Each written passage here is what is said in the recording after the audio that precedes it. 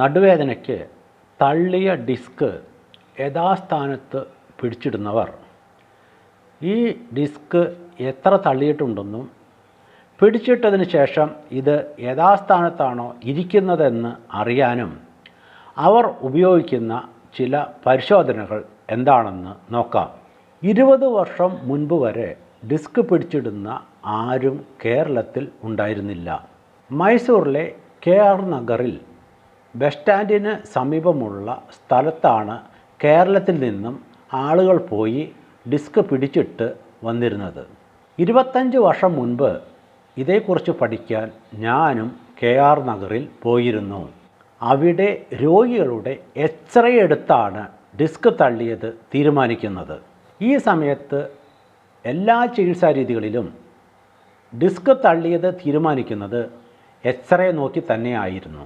അരക്കെട്ട് പിടിച്ച് തിരിച്ചതിന് ശേഷം വീണ്ടും എക്സ്റേ എടുത്ത് ഡിസ്ക് പിടിച്ചിട്ട് നേരെയാക്കി എന്ന് പറഞ്ഞ് നമ്മളെ കാണിച്ചു തരും. ഇവിടെ ഡിസ്ക് പിടിച്ചിടുന്നു എന്ന് പറയുന്ന ആൾക്ക് ഡിസ്ക് എന്താണെന്നോ അത് എക്സ്റേയിൽ കാണില്ല എന്ന കാര്യമോ അദ്ദേഹത്തിന് അറിയില്ല. അദ്ദേഹം വിചാരിച്ചിരിക്കുന്നത് നമ്മുടെ നട്ടെല്ലിൻ്റെ കശേരുകയാണ് ഡിസ്ക് എന്നാണ്.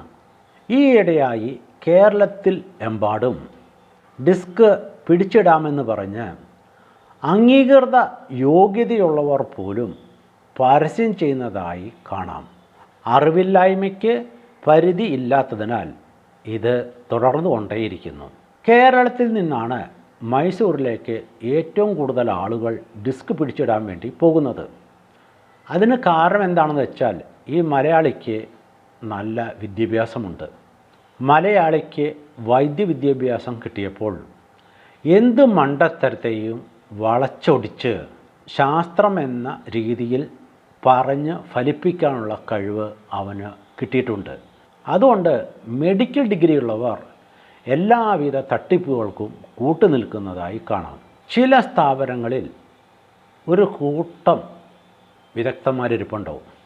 ഏത് ചികിത്സാ രീതിയിലാണെന്ന് പറയുന്നില്ല. അതിൻ്റെ ഹെഡ് ആദ്യം എക്സ്റേ നോക്കി ഡിസ്ക് തള്ളി എന്ന് പറയും. എന്നിട്ട് അവരുടെ ജൂനിയേഴ്സിനെ കാണിച്ചു കൊടുക്കും. ജൂനിയേഴ്സും തലയാട്ടും. യഥാർത്ഥത്തിൽ ഇത് എക്സ്റേയിൽ കാണുന്ന ഒരു വസ്തുവല്ല. അതേക്കുറിച്ചെല്ലാം നിങ്ങൾക്ക് വിശദമായി അടുത്ത വീഡിയോയിൽ പറയുന്നതാണ്.